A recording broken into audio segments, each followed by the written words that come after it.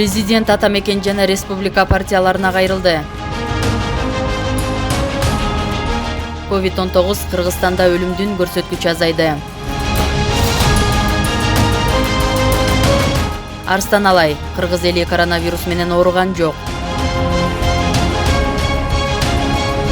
Сузакта 15 жаштагы кыз бир тууган агасынан көз жарды.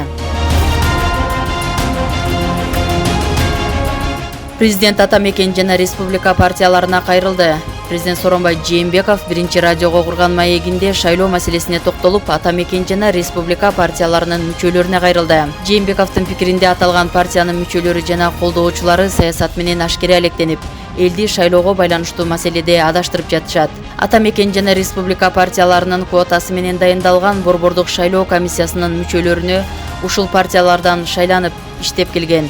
Иштеп жаткан депутаттарга ушул партиялардан кайра депутат болуп келем деген саясатчылар жана алардын күйөрмандарына айтаар элем. Саясат менен ашкере алектенип, элди шайлоого байланыштуу маселеде адаштырууну токтотууга чакырам. Бул Конституцияда каралган маселе.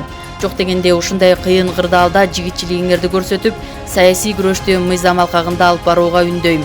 Тогутерин айтканда, алдыда келе жаткан парламенттик шайлоолор Конституцияда аныкталган мөөнөттө өткөрүлөт. Борбордук шайлоо комиссиясы азыр иштеп жатат, чыгымдарды азайтат, деди өлкө башчы. Жээнбеков пандемия шартында шайлоону өткөрүүдө элдин саламаттыгына кедергисин тийгизбөөгө көңүл бурулаарын айтты. Кыргызстанда пандемия шартында саясий кырдаалда чыңалып, шайлоону токтотуу сунуштары айтылды.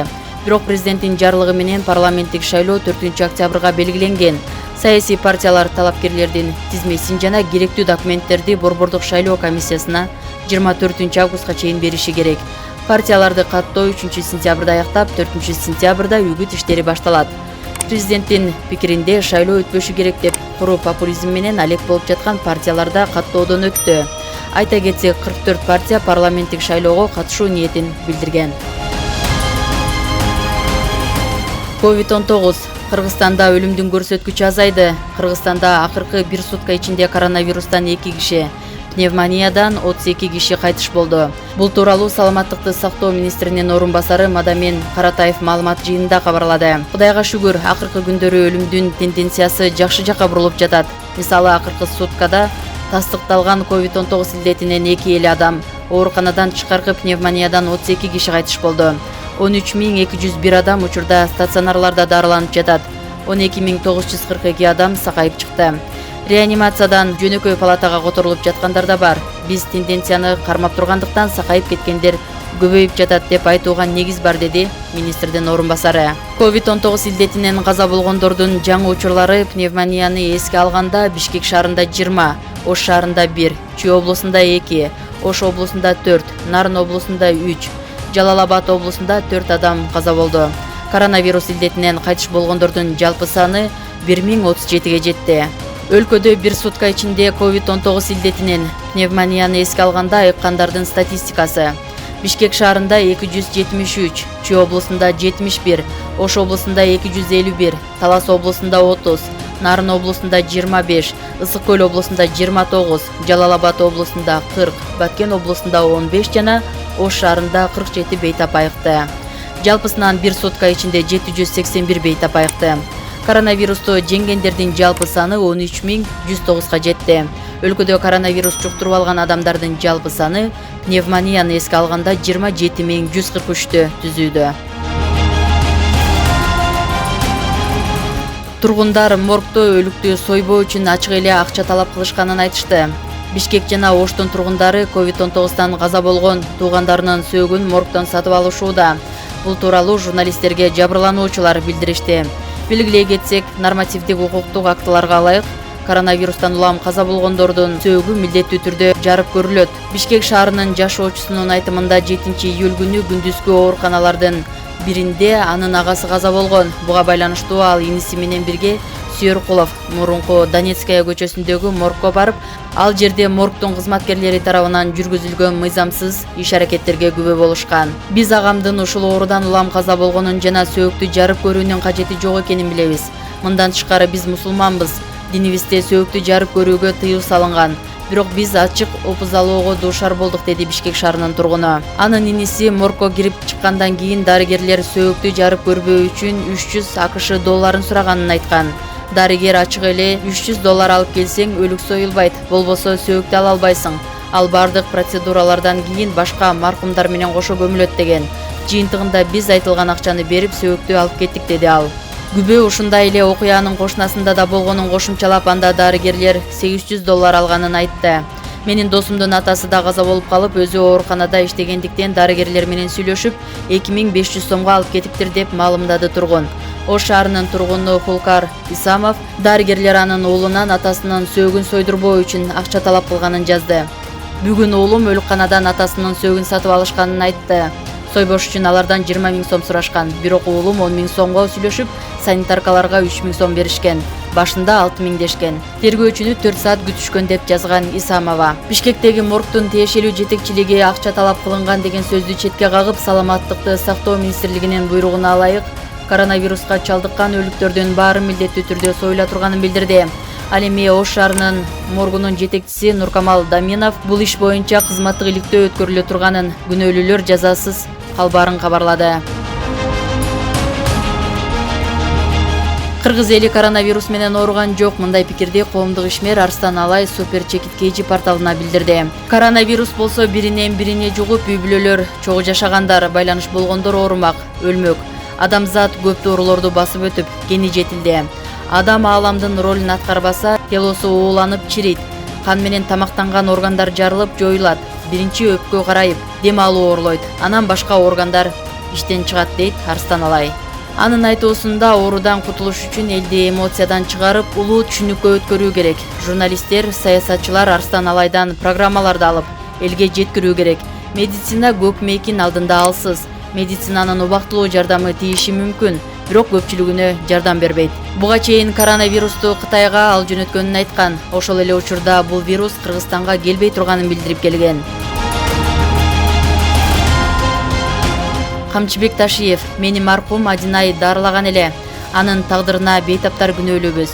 Ыктыярчы медицина кызматкери болуп иштөө учурунда көз жумган бүтүрүүчү курстун студенти Адинай Мырзабекова экс-депутат Камчыбек Ташиевди дарылаган. Бул тууралуу саясатчы Регион телеканалына берген маегинде билдирди.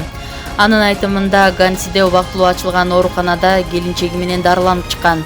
Ошол учурда Адинай мени дарылаган. Ооруканада 5-6 күн болдум. Ал убакытта Адинай мени тынымсыз карабатты. Анын тагдыры ушундай болуп калганына биз бейтаптар күнөөлүү болуп калдык, деди Ташиев. Саясатчы маркумду Адинай Мырзабекова узун бойлуу, жакшынакай кыз болчу. Тез кыймылдаган, өтө ийкемдүү, тарбиялуу эле деп сүрөттөдү. Бир күнү көз айнегинен беттерин тер басып ушундай кыйналып калганын байкадым. Анан мен: кызым, көз айнегиңди алып, дем алып кичине эс алып алчы десем, жок байке, азыр чечсем болбойт. Кезметим бүткөндө чечем деген эле. Кыйналып, кысталып, бышып, чуркап иштеп жүрөт. Ал акча же даңк үчүн чуркаган жок. Ооруп калгандарга жардам берсем экен деген ички сезим менен жүрүп, өзүнө карай албай калды. Өзүнүн ооруганын сезбей кете берди, деди Ташиев. Ал бардык дарыгерлерге ыраазычылык билдирип, пандемиянын аягына чейин чыдамкайлуулук менен туруп берүүсүн суранды. Кара Балтада катуу шамал болуп, бир нече үйдүн чатырын алып кетти. 19 июлда болжол менен саат 18:00 Кара Балта шаарында катуу шамал катталды. Анын кесепетинен бир нече айылдардагы айыл чарба курулуштарынын жана имараттарынын чатырларын, ошондой эле телефондук түркүктү учуруп кетти. Мындан тышкары Пушкин, Полевая, 8 март жана башка көчөлөрдөгү бак-дарактар кулады. Ошондой эле шамал Жайыл Баатыр көчөсүндө жайгашкан кафенин чатырын алды. Ала Тоо аянтындагы желекти кайтарып турган жоокерлерге бет кап тактырбай эле койгону оң.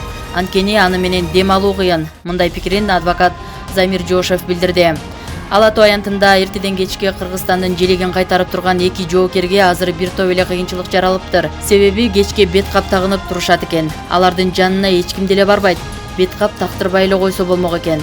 Себеби бет кап менен дем алуу кыйын да. Алар дагы бирөөнүн балдары, деп жазган ал. Өлкөдөгү эпидемиологиялык кырдаалга байланыштуу Ала Тоо аянтындагы жоокерлер да бет кап кийип турууда. Ал эми Бишкек шаарындагы күндүн ысыгы 35 градуска чейин жетүүдө. 5G чоосу. Бишкектеги антеннанын толкундары өлчөндү. Уюлдук байланыш станциясынан чыккан радио толкундардын күчү телевизор, Радио, Wi-Fi же майдан нур мешинен чыгып туруучу нурлардан жогору эмес. Бул тууралуу 17 июлда Бишкекте журналисттер үчүн уюштурулган көчмө жыйында байланыш тармагынын жетекчилери билдиришти. Алар 5G технологиясы коронавирустун жайылышына себепкер деген сөз негизсиз экенин айтып, Кыргызстанда мындай технологиянын өзү да жоктугун белгилешти.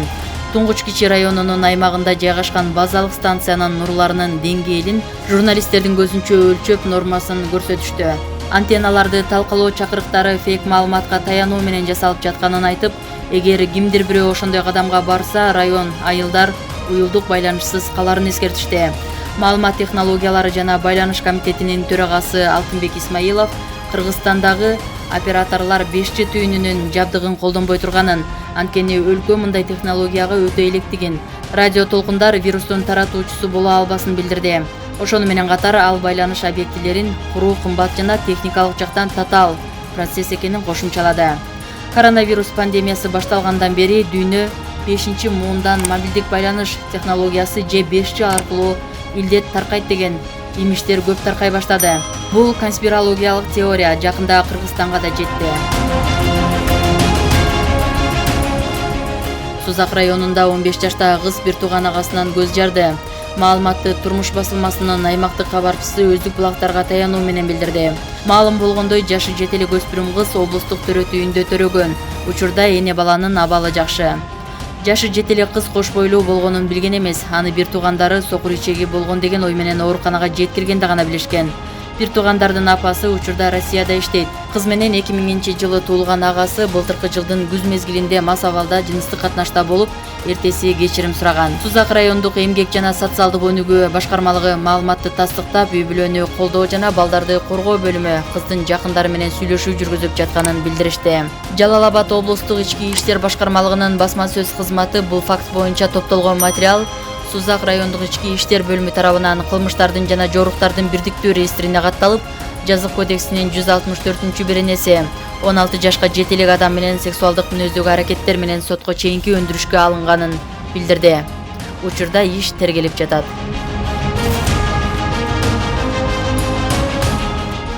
Ысык көлдө комбайн менен жеңил унаа сүзүшүп, унаа комбайндын алдында калган. Кечээ 19 июлда Түп районунда жеңил унаа менен комбайн жол кырсыгына кабылды. Бул тууралуу күбөлөр билдирди.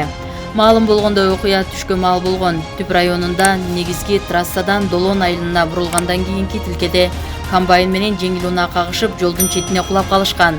Кырсык болгон учурда жамгыр жаап жаткан.